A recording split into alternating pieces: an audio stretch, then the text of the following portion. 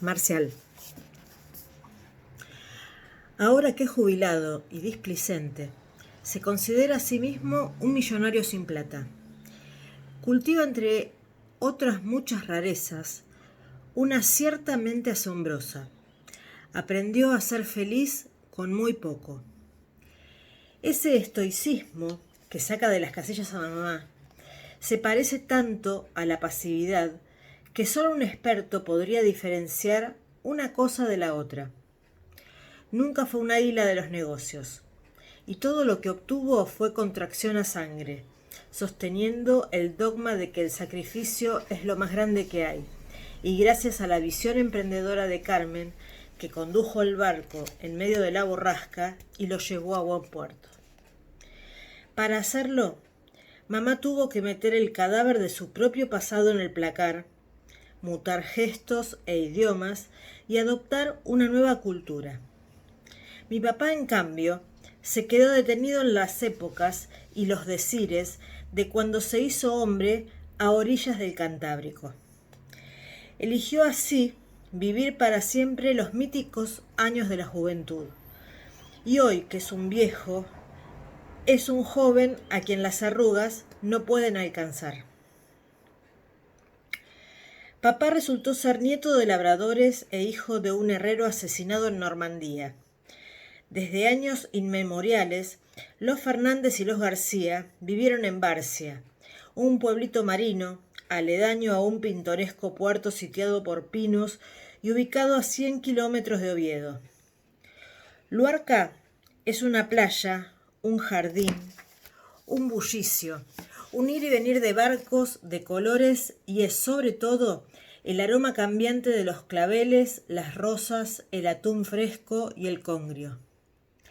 Barcia siempre fue, en cambio, un barrio agrícola que le sigue perezosamente los pasos. Nicasio, mi abuelo paterno, tenía 36 años y 3 hijos de un anterior matrimonio cuando enamoró a una chica de 18 que se llamaba Valentina. Los 3 hermanastros de papá siguieron viviendo en casa de su abuela, que era una mujer recelosa. Una de esas hermanastras murió de tuberculosis en su propia cama, y Pepín, el menor, fue destrozado por un cañón en la batalla de Teruel. Solo quedó en pie mi tía Justa, que conocí cuando a los 8 años mamá me subió de la mano a Barcia por un sendero de hierbas y sembradíos. El viudo, promediando la década del 20, aceptó en préstamo la casa de un amigo, reincidió con Valentina y la embarazó 9 veces, si se cuentan 2 mellizos que nacieron muertos. El mayor de los hermanos se llamó Ramón y se dedicó a la pesca. El segundo fue Balbino, que murió joven de una enfermedad pulmonar contraída en las minas asturianas. El tercero resultó Ángel, un hombre invencible al que venció un cáncer prematuro. El cuarto fue Marcial, y siguen las firmas.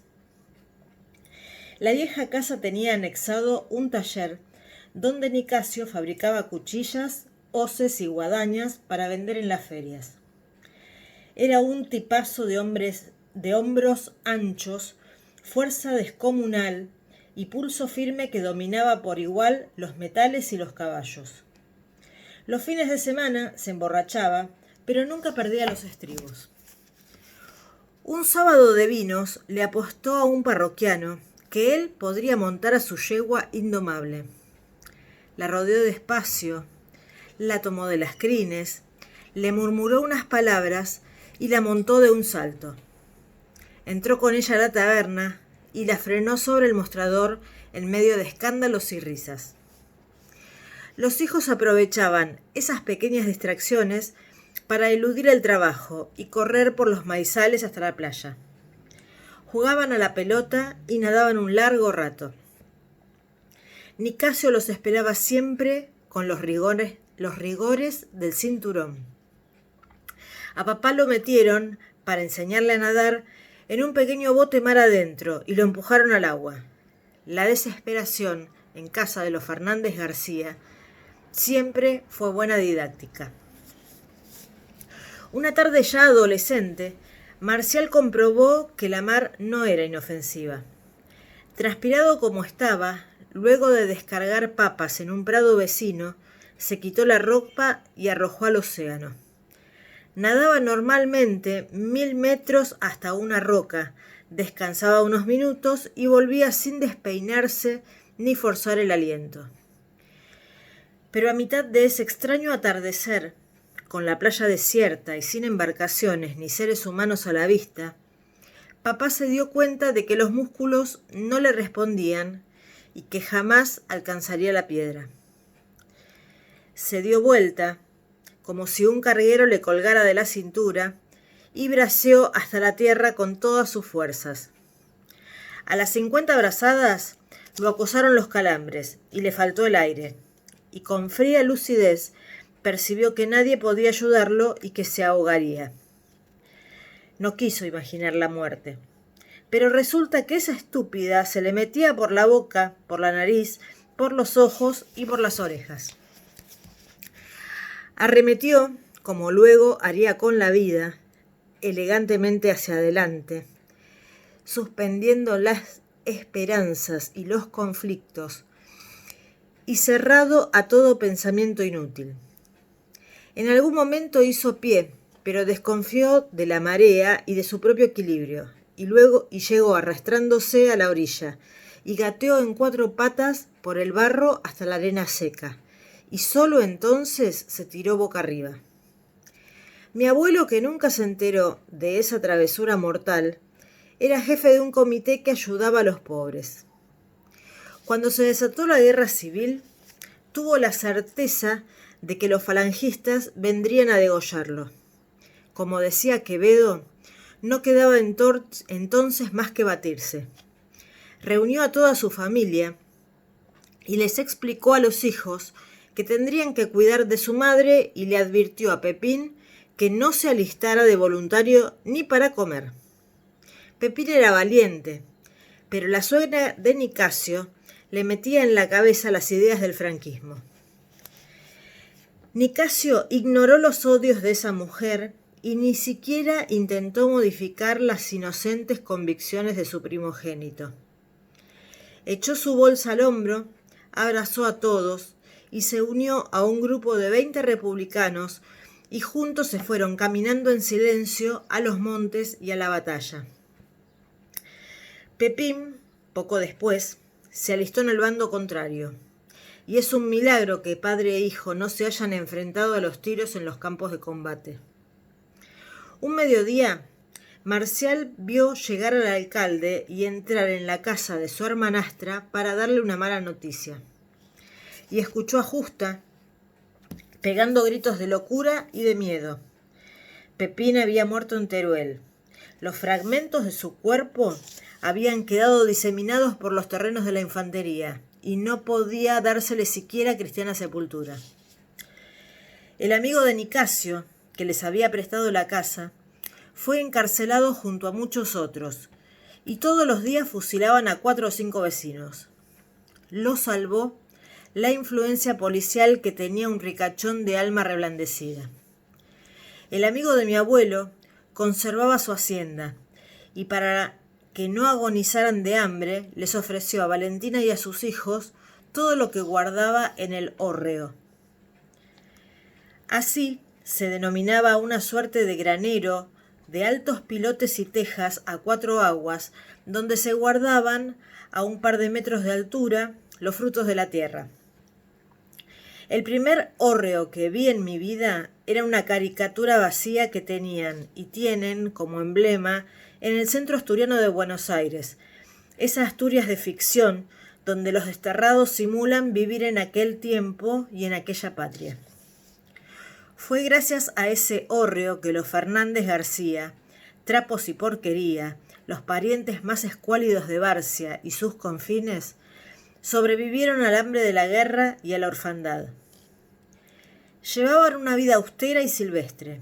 Se bañaban en un riacho, cagaban entre arbustos y se limpiaban con plantas.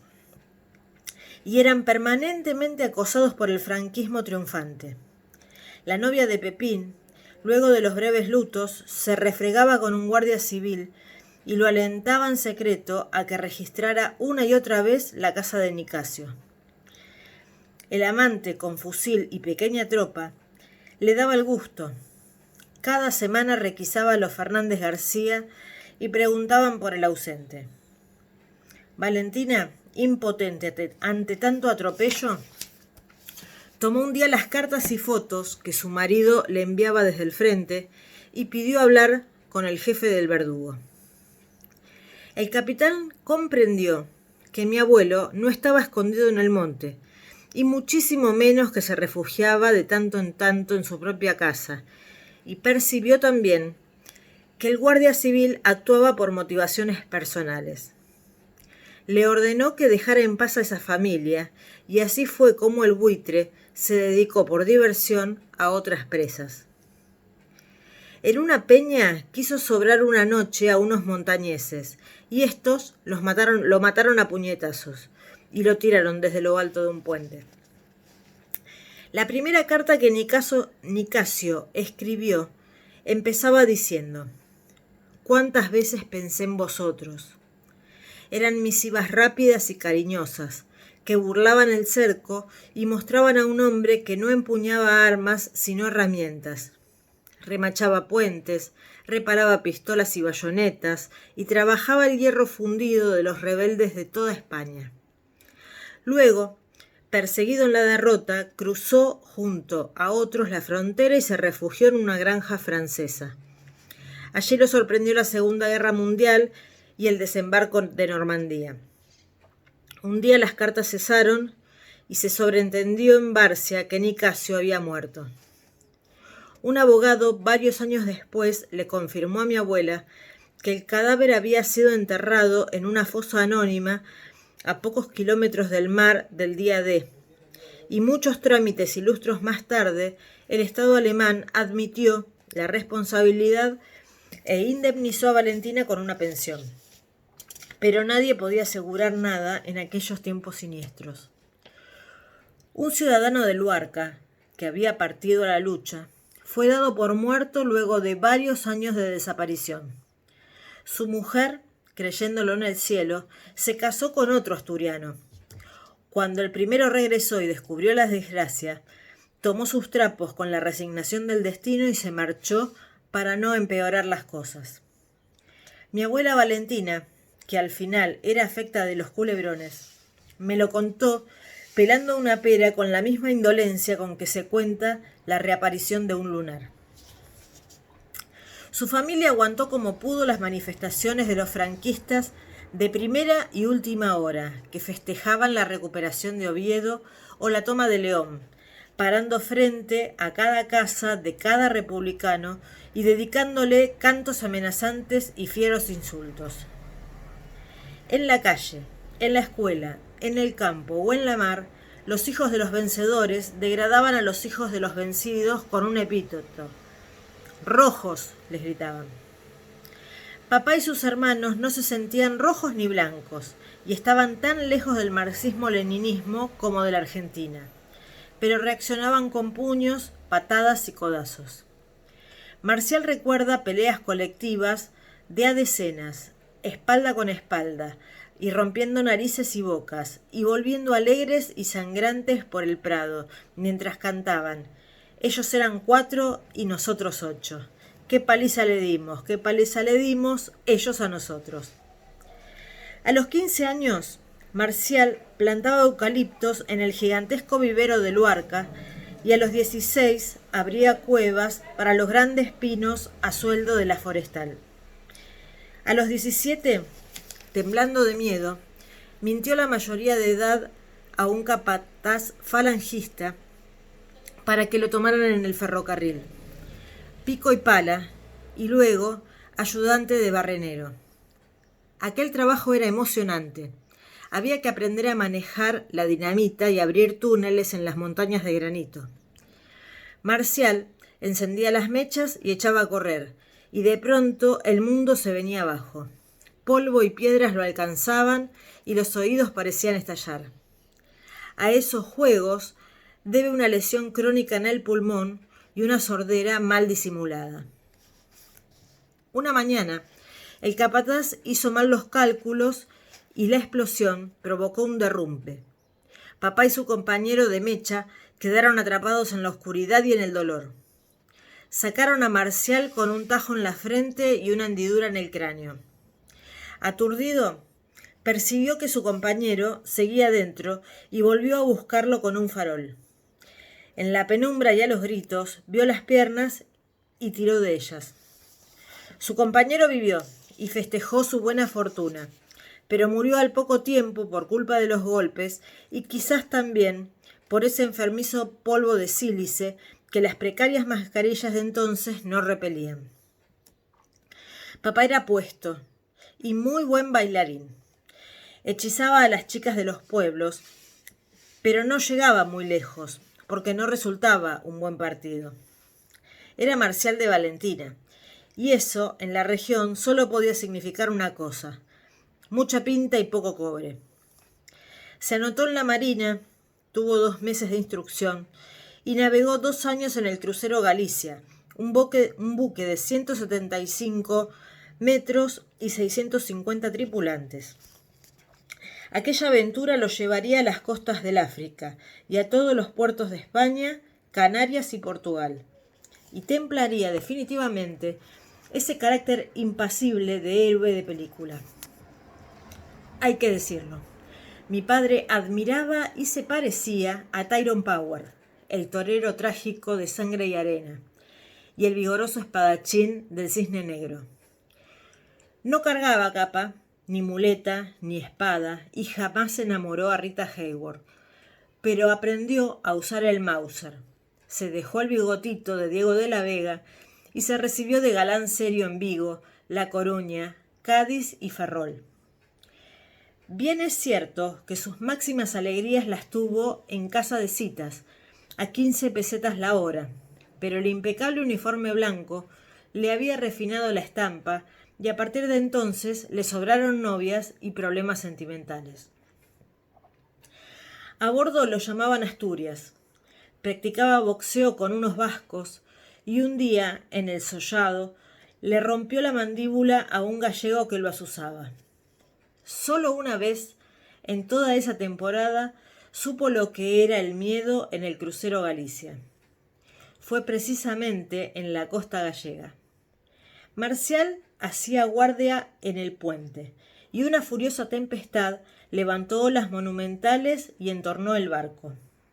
La tripulación bailó durante horas y la ráfaga huracanada amenazaron con enviar a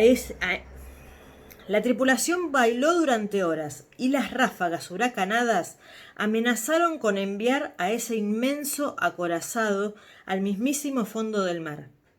Las cadenas se rompieron y desde su puesto papá vio como uno de los botes laterales se desprendía y cómo el viento lo alzaba graciosamente en el aire y lo empujaba contra los vidrios de la oficina del comandante. Los vidrios se pulverizaron y la odisea continuó horas y horas, que parecieron días y semanas, hasta que el peligro se aventó y la mar le franqueó el paso. Regresó de la mili con trabajo asegurado en la Terma, Sociedad Anónima, pero su hermana Luisa, y por ende su madre, estaban entusiasmadas con la idea de vender lo poco que tenían y seguir el camino de sus tías, quienes se las rebuscaban en cierta ciudad que crecía sobre el río de la Plata. Los hermanos estuvieron de acuerdo, pero Ramón se había casado y dijo que se quedaba. Se quedó y fue muchas veces a la pesca del bonito en las costas de Francia, y a pescar fue su vida.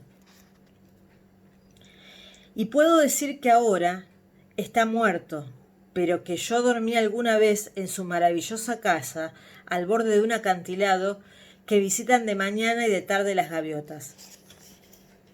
Cuando tenían todo arreglado para viajar y ya no había retorno, el cónsul argentino se puso meticuloso con la visa. Despachaba a ciertos asturianos por hora y se daba el lujo de poner objeciones ridículas. Eran tan ridículas que parecían el cebo de alguna coima.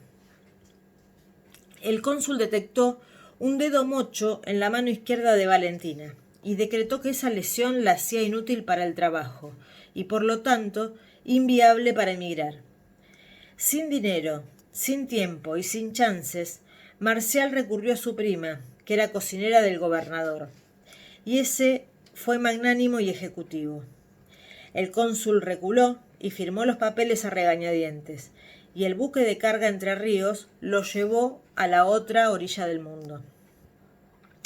Acamparon en un departamento de planta baja del barrio de Palermo, apretadísimos por el espacio que compartían con tías y primos, y apremiados por encontrar empleo. Algunos consiguieron conchavos en la gastronomía.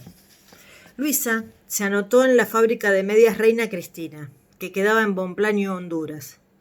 Y papá, luego de cargar cajones en la Bieker, aprendió a fabricar caños y fue oficial de radiadores en una planta de la calle Arévalo.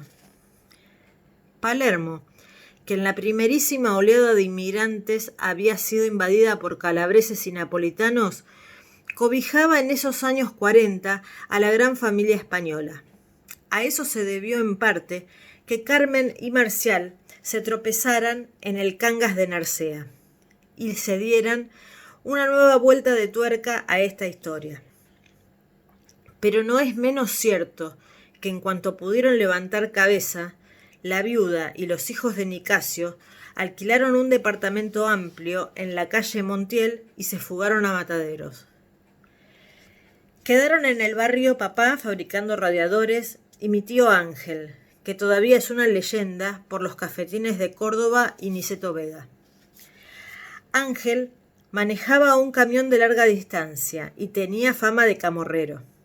Ciertas veces tuvo un roce con un chofer italiano y le rompió la cara con una llave inglesa. El italiano fue a parar al hospital y mi tío a la comisaría, y luego se hicieron íntimos amigos. El Tano mostraba con orgullo la tremenda cicatriz que le había dejado y solían jugar juntos al billar y tomar fernet en las tardes bucólicas. Ángel no tenía caso. Fumaba 100 cigarrillos por día. Levantaba a pulso una mesa de pool para ganar una apuesta y volvía con la camisa rota y ensangrentada de la cancha. Se rebelaban contra los vigilantes y cada 2 por 3 la empresa tenía que ir a rescatarlo de alguna seccional. Articulaba una risa mefistofélica y aguardentosa y vivía en un conventillo con una mujer desorientada y enigmática que terminó en un neuropsiquiátrico. De chico yo lo admiraba y le temía. Con un cuchillo era capaz de la más sofisticada artesanía. Una noche quedé fascinado por un barco de madera que había construido hasta en sus más mínimos detalles. Era un transatlántico del tamaño de su brazo, pintado de blanco y de azul, con pincel y paciencia. Aquel hombre violento era un delicado artista. Me vio los ojos tan grandes que me regaló esa miniatura que yo atesoré durante años hasta que la grasa del tiempo y la humedad del olvido la enmohecieron y astillaron. El cáncer terminal y la esquizofrenia de su esposa se declararon simultáneamente y no puedo recordar qué se dijo en su funeral. Marcial fue muy amigo de su hermano, a quien perdonaba por sus desmesuras, pero pertenecía a otra especie del género humano. Papá era un jornalero de trabajos forzados de día y un caballero impoluto de noche, un príncipe en las veladas sociales y un esclavo en las labores diarias.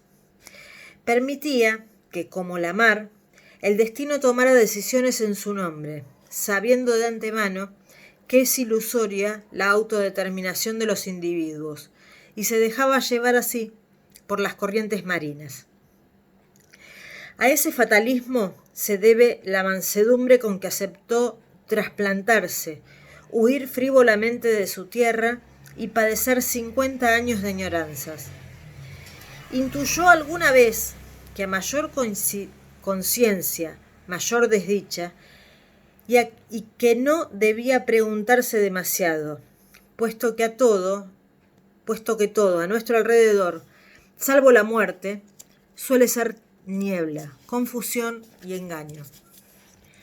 Hay que bracear sin esperar nada, barrenar el granito sin miedo al derrumbe y mantenerse firme en el puente hasta que amaine el temporal. Puede ser que con un poco de suerte la vida nos permita gatear en las orillas y derrumbarnos por fin al sol.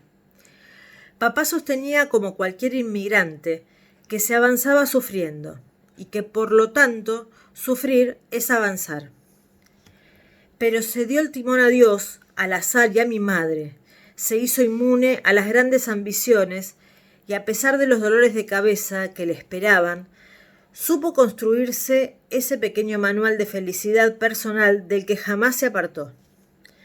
Fue entonces feliz a pesar de que odiaba a los argentinos, quienes trataban despectivamente a los españoles, y también a la República Argentina, culpable de no ser Asturias. Lidiaba con mi país de lunes a viernes, pero reverdecía con el suyo los sábados y domingos. Mi padre se hizo ciudadano ilustre de una patria fantasmal, construida por la colonia argentina de asturianos. Gracias a esa secta sufrida, en sus pistas y dominios, Tyrone Power pisó fuerte y sedujo a unas cuantas antes de seducir a Carmina. Le tocó suavemente el brazo y salieron a bailar un pasodoble que digitaba con entusiasmo la orquesta de Feito, una gaita, un clarinete y un enérgico tambor. Mimi bailaba con una compañera de Sporteco y los relojeaba de tanto en tanto, y su hermano Jesús se sintió un día en la necesidad de advertirle a Marcial que Carmen tenía unos tíos muy severos y que no podía esperar más que reparos y zancadillas. Papá se encogió de hombros y le respondió: «No me importa. Creo que con el correr de las semanas se había enamorado. Le propuso a mamá noviazgo mientras Feito tocaba La Española cuando besa. Mamá, que nunca había besado, le dijo sin convicción: de eso, nada». Y pronto se casaron.